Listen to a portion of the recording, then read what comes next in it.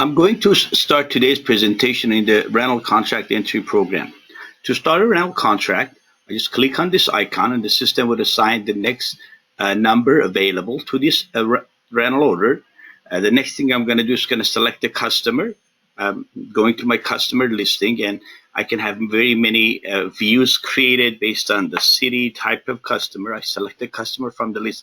Now, depending on the setting of my Sage 100 system, I could have the system check for availability of memos to display, or check customers' credit history, credit limits, or if I have not done that, then I'll just basically programs control will come to the rental order header information entry program.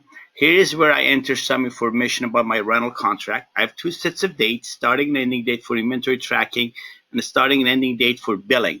So this gives me the ability to have a few days that I'm not billing the customer for, maybe for setup, delivery, things of that sort. Notice that I have unlimited rental. That means that I do not know when the product would be returned, and I'm just basically entering a rental contract. I can, by customer, enter a default number of days, whether I want to add 60 days, 90 days, 1 year. Maybe if it's in the movie industry, I give it a season. If it's in agricultural, and I may just give it for season to grow a certain product. Here, if I uncheck that, then the system will let me enter an ending date for the rental, and I can just enter an ending date of April 30th. Notice that it defaults the inventory date to that. Next thing I'm going to enter is how I'm going to price this rental. I can have many different billing codes from daily, weekly, monthly created in the system. The default from the customer record gets loaded. This customer is set up as a weekly billing, so the system would price it as such. As far as the billing type, I have the ability to bill the customer upfront, upon return, periodically, up to the date of the ending bill date entered here, or periodically until they return it. I can have scheduled billing at set days for, and system would follow all this instruction and will create the invoices as needed. In our system, every return would be reconciled. Every rental contract would be reconciled to make sure that every product shipped to the customer is returned, and the customer is invoiced for all the dates set up as part of the starting and ending billing dates and the other rules set up. If I'm doing things like periodic billing, the system will let me enter what to do with the remaining days. So if I'm doing a monthly billing and I've billed so many months and there's so many days remaining, what do I do with those? Do I prorate them? Do I run them up? Do I use a cutoff? Things of that sort. The system gives me the ability to do that. Here's some. Then I start entering my rental items. So the system allows for quick entry of items by scanning the items here. So if you have a counter and you basically scan the products that they brought to the the counter, that you can just scan those and it will add the item, whether you scan the item or the serial number.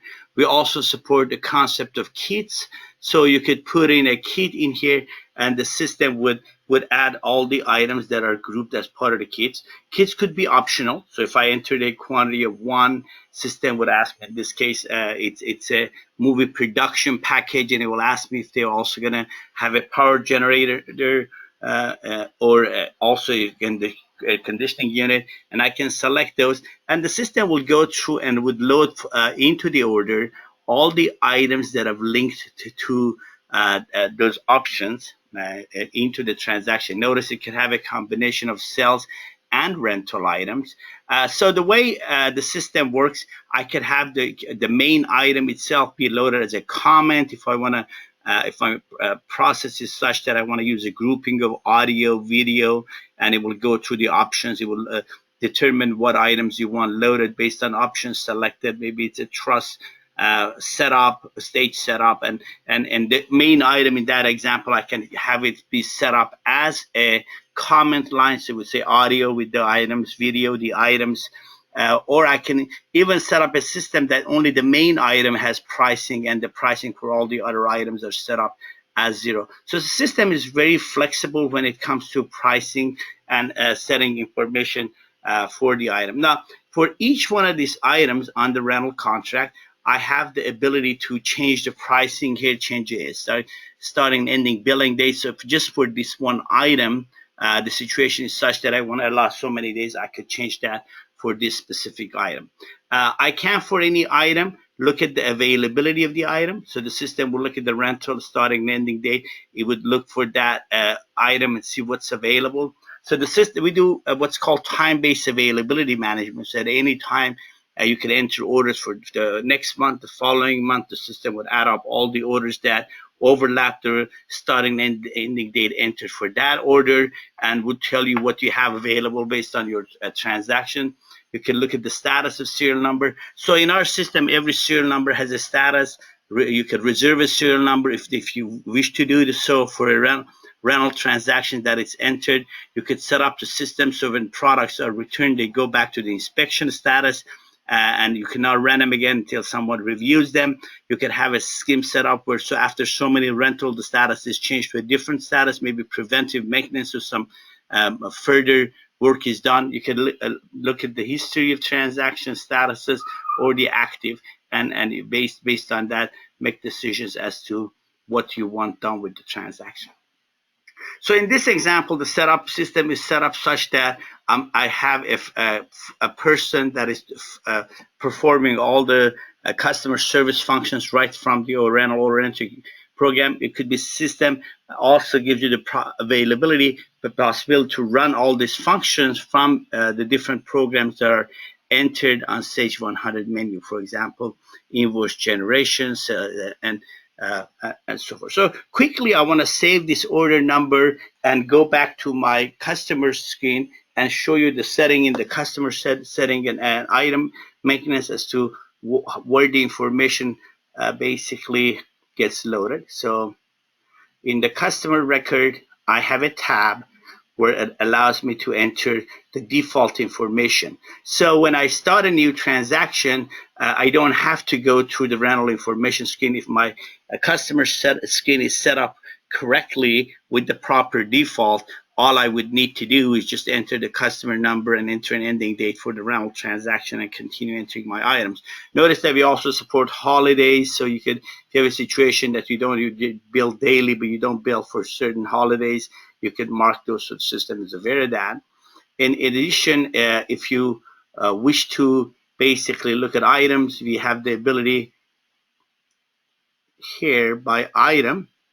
Again, we have a screen that shows you all the rental information for the item. So you can come in here and see the fact that you can rent the item. If you wanted to return the item with a different status, you could select the status there.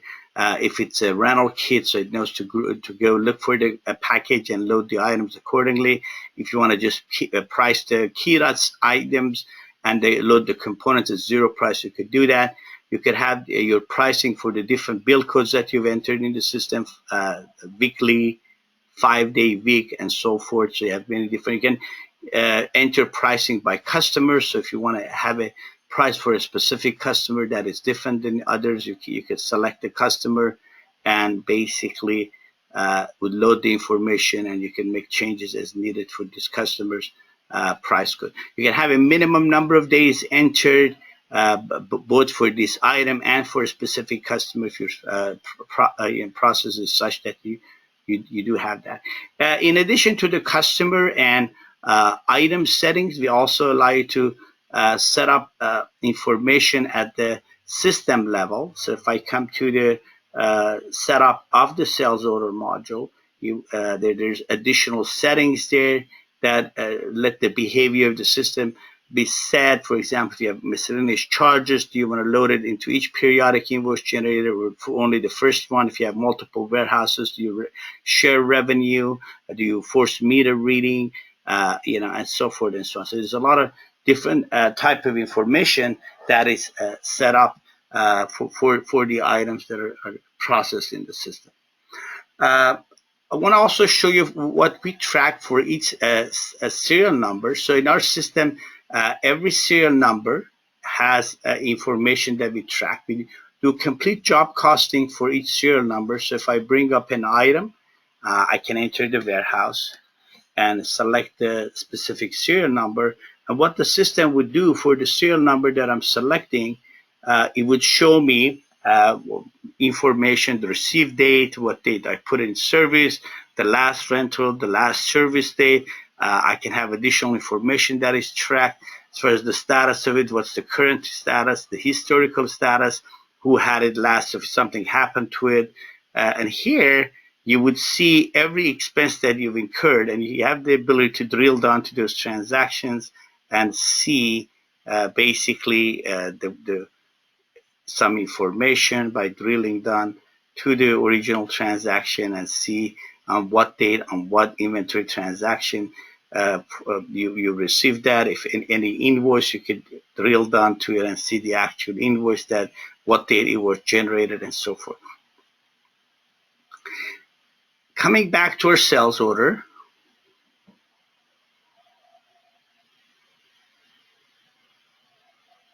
system would allow me to right from here perform some functions, and the information is also available to be viewed right from here. So as we process this transaction, I will be able to view basically when it got shipped, when it got invoiced. All the different information is tracked right from here. We talked about serial number reservation, so if I want a specific serial number reserved for this, I can click here and basically select the serial number, and the system would reserve that serial number for this transaction. So if I went and looked at the status of that serial number, it would show me that it's reserved for this sales order, and I can select other transactions. Oh, there's quantity of 2. We need to put the other quantity as well.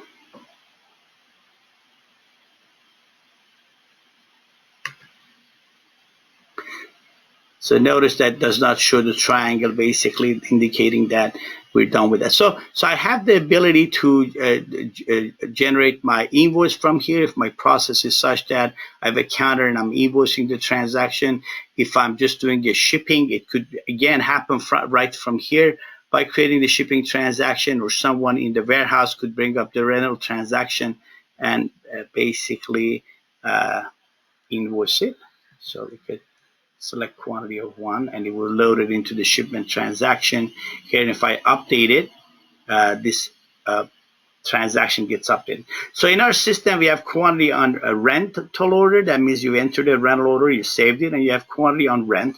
Quantity on rent indicates that you actually processed the shipment of the item. The customer actually walked away with the items, as opposed to having a rental contract in the system. Notice in the document printed, you can have a signature part, and it will show you your meter reading for the items. At all point in time, you have visibility, and you can, each person at their station can process the rental. So we're going to come back to the item, and if we go back to these items, we're able to see that that item now is marked, that serial number that is marked that on this such and such date it got reserved, on such and such date it got shipped. Of course, this could be at different dates depending on when actually these things happen. If I come back to my rental information, I will see that we have a periodic billing entered for it. So I can just from the menu run a program and create invoices. So if I gave it a date of rent 4/18 here,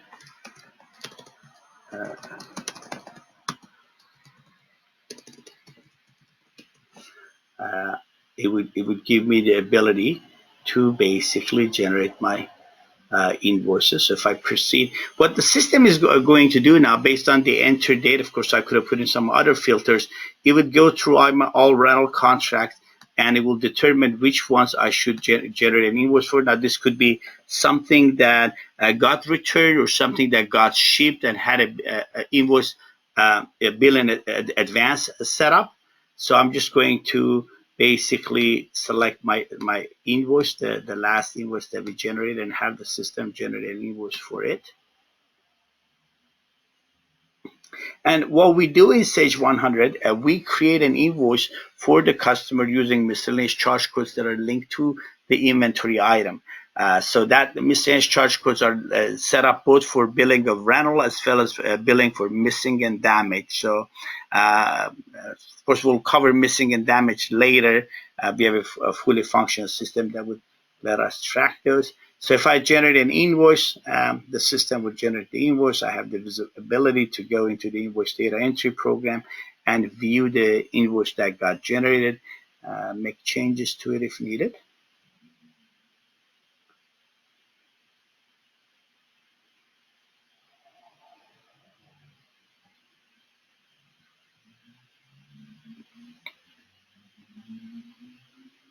So the system creates a comment line which would show me exactly for each line that it's invoicing, what it's invoicing the customer for, how many days, and of course this information is available on fields, so you can print it on your invoice generated that shows the item number, the serial number, what got invoiced from what dates. In this example, it's from this date to this date, serial number such and such, and on and on. If I put the description up here, we would see that information is also available. So it shows that you're billing for that item, or you're billing for this power generator, for on that sales order from this date to this date. So there's no